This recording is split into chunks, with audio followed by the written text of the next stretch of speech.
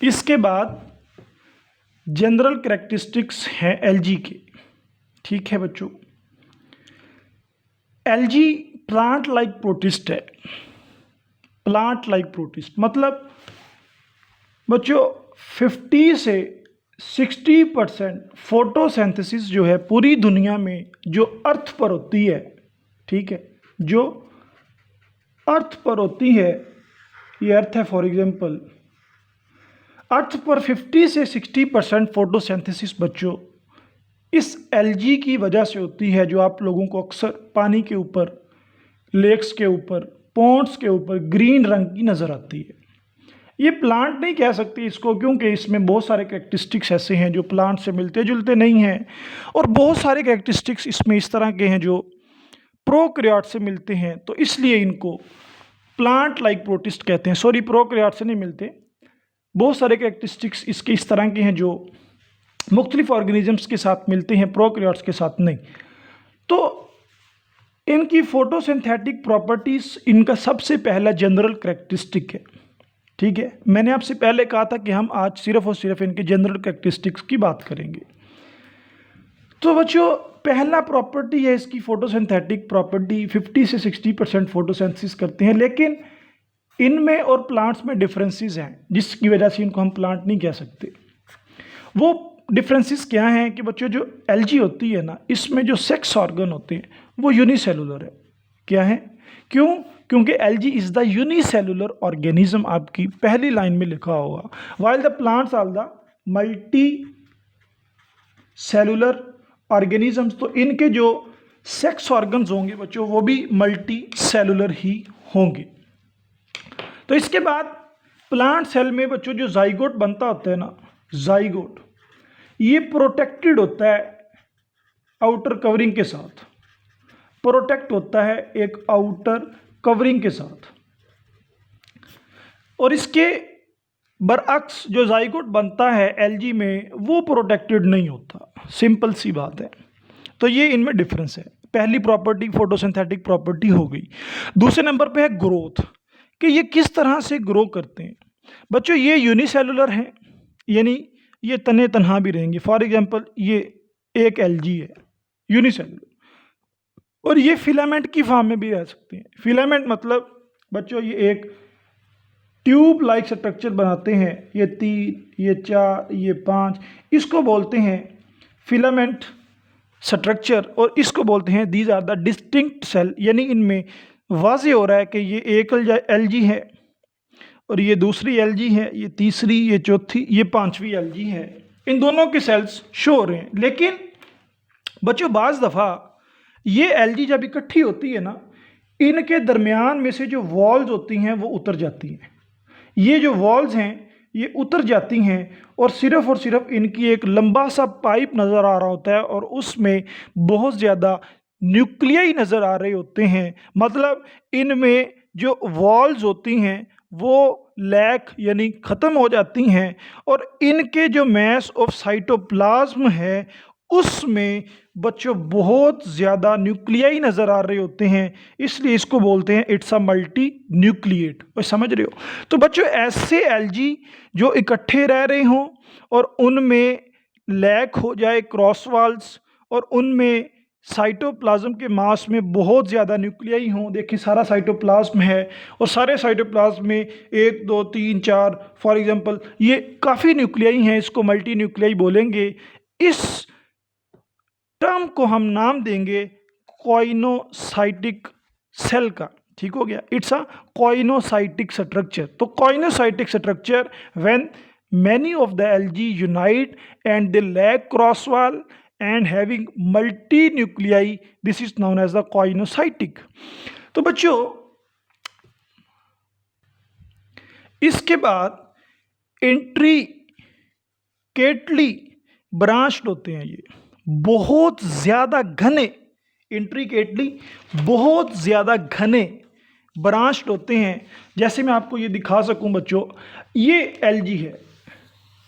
जब इसको माइक्रोस्कोप में देखा जाता है ना, जो बच्चों आप लोगों को पोंड में, ये पोंड है, वाटर बॉडी है, जिसमें आप लोगों को ये इस तरह की नज़र नहीं आ रही होती, ग्रीन ग्रीन सी।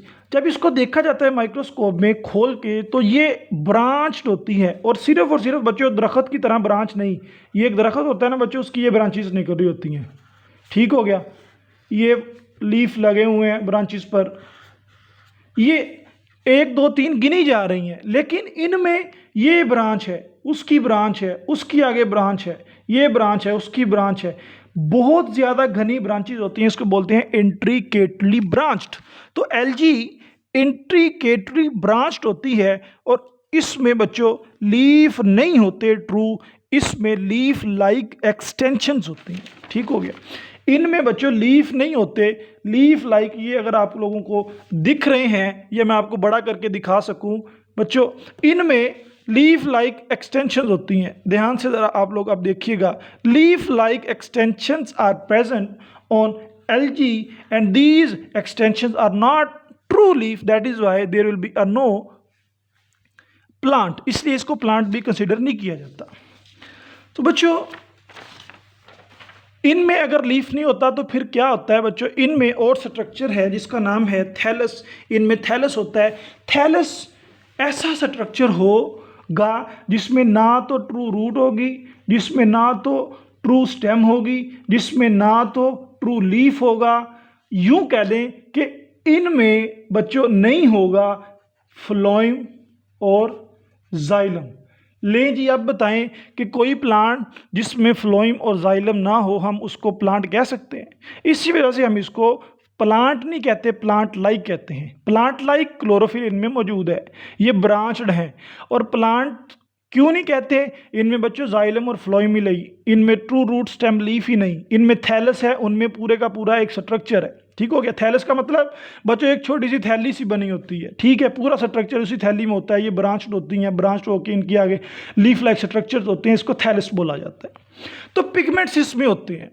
पिगमेंट्स बच्चों आपको मैंने बड़ी डिटेल से बताया हुआ कि एक सब्सटेंस, कोई भी सब्सटेंस हो, कलर प्रोड्यूस करवा सकता हो, लाइट को ऑब्जॉर्व कर सकता हो, उसको पिगमेंट बोलते हैं। इसमें पिगमेंट बच्चों क्लोरोफिल ए होगा, इसमें कैरोटिनाइड्स होंगे, येलो एंड ऑरेंज कैरोटिनाइड्स। और ये कैरोटिनाइड्स बच्चों आप लोगों ने दूसरे चैप्टर में लिपिड्स वाले पोर्शन में आप लोगों ने पढ़ा था।